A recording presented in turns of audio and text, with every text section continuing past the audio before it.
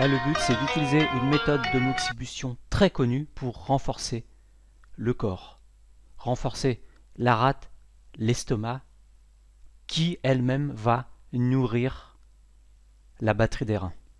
Et tout ce qui est dans le domaine de la pour les personnes âgées, les maladies chroniques, on veut toujours tonifier, réchauffer la rate, l'estomac. C'est un couple d'organes qui va extraire les essences pures des aliments, et cette essence va aller nourrir la batterie des reins. Donc quand on tonifie, on réchauffe et on utilise souvent la moxibustion.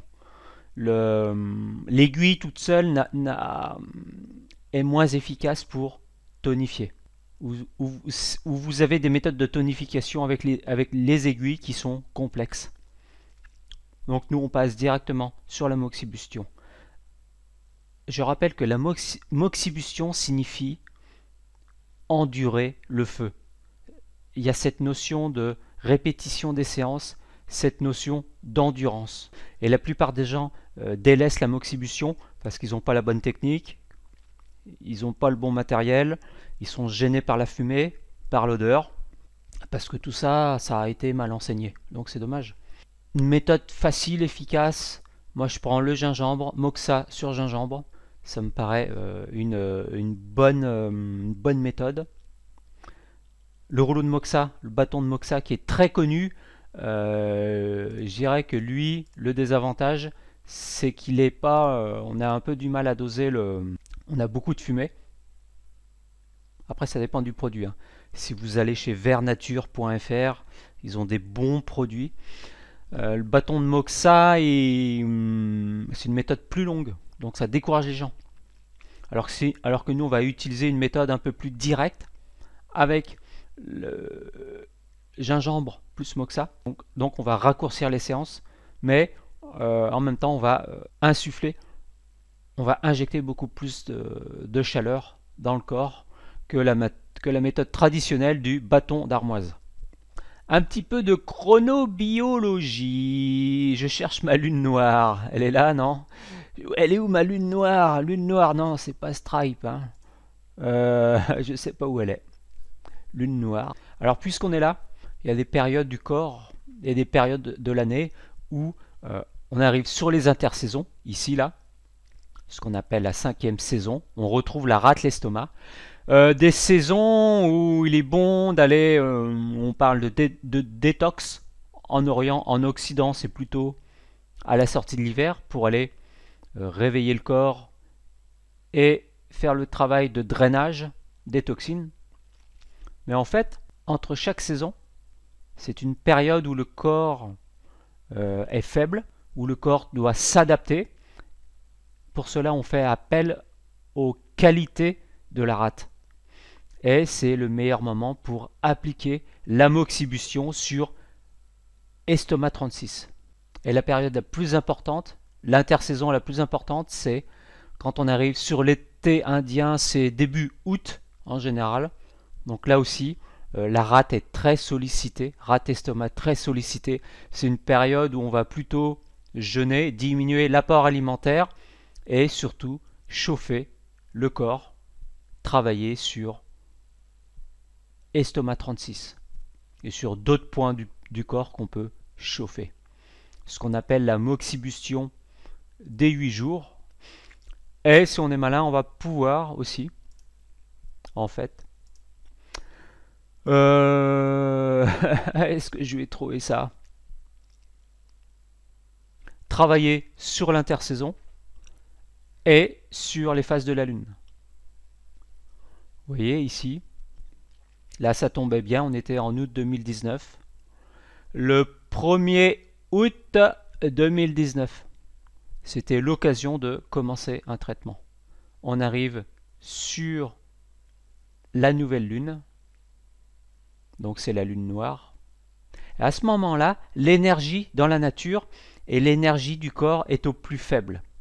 Et petit à petit, vous allez avoir la lune croissante, vous voyez, croissante, donc mouvement d'énergie, d'extériorisation.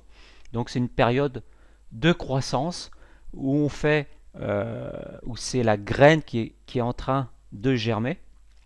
Donc c'est une période dans laquelle on va appliquer l'amoxibustion pour renforcer l'énergie du corps. Vous voyez? Ensuite, on arrive sur la pleine lune, le 15.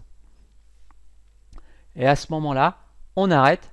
Déjà avant, disons, on va taper sur les 8 premiers jours l'amoxibustion. Et ensuite, on arrête. Et là, si vous voulez, après, on arrive finalement, la pleine lune, on arrive sur des phénomènes un peu météorologiques, des phénomènes magnétiques qui sont puissants.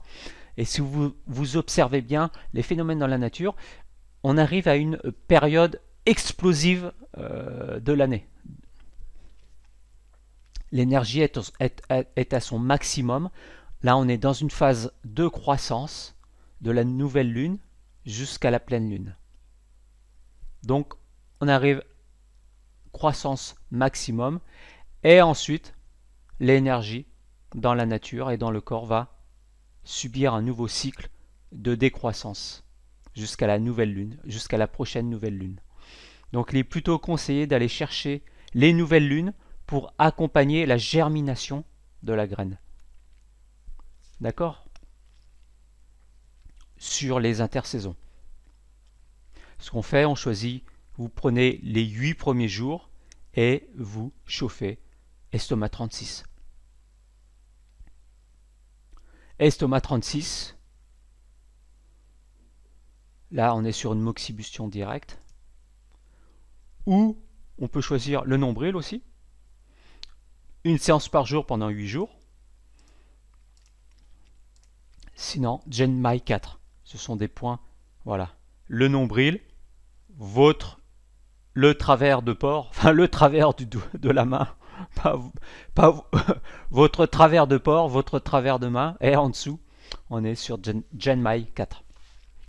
Et il y avait un acupuncteur qui préconise, c'est un japonais, il préconise d'appliquer la moxibustion sur Genmai 4 en fonction de l'âge de la personne. Donc si vous avez la trentaine, comptez 300 cônes tous les 3 ans. Ça veut dire vous appliquez une centaine de cônes par an. C'est beaucoup quand même. La cinquantaine, c'est 300 cônes, mais tous les 2 ans. Donc chaque année, il faudrait appliquer 150 cônes de moxa sur Genmai 4.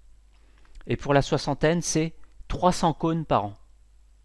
Donc vous imaginez un petit peu ce que je vous disais, c'est l'endurance. Il faut être endurant, c'est une hygiène de vie. Donc c'est comme si vous faisiez des séances de Qigong, il faut chauffer régulièrement. Et on dit que dans les maladies chroniques, à évolution lente, on peut faire 2 à 3 séances de moxa par semaine. Et dans les maladies aiguës, on va faire 1 ou 2 séances par jour. Vous voyez la différence? 1 ou 2 traitements par jour jusqu'à amélioration.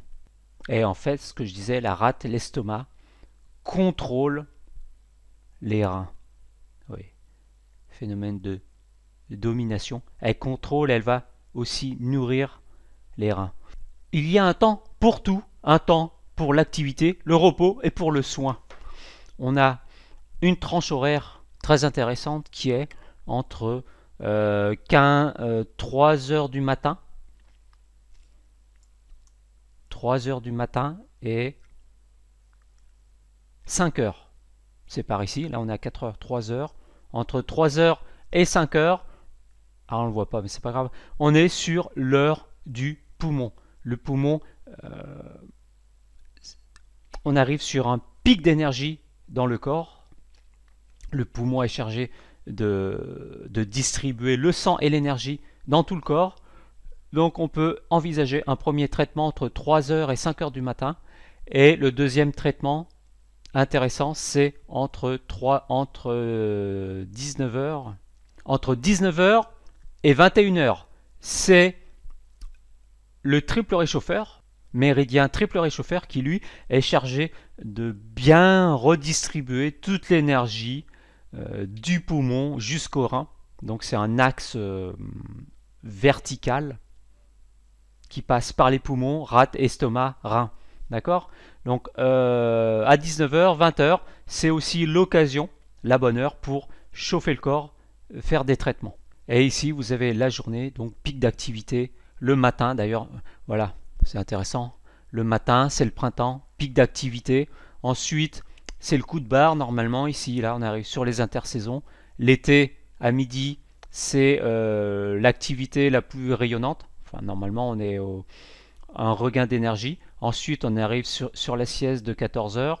Et ensuite, on repart pour un pic d'activité. Et ensuite, on revient sur la nuit, le repos. Nuit, hiver, printemps, été, automne, nuit, donc croissance, décroissance. Je vous ai mis un petit module avec Pierre qui va vous expliquer tout ça, notamment le ressort qui s'étire dans la journée et qui doit ensuite se rétracter.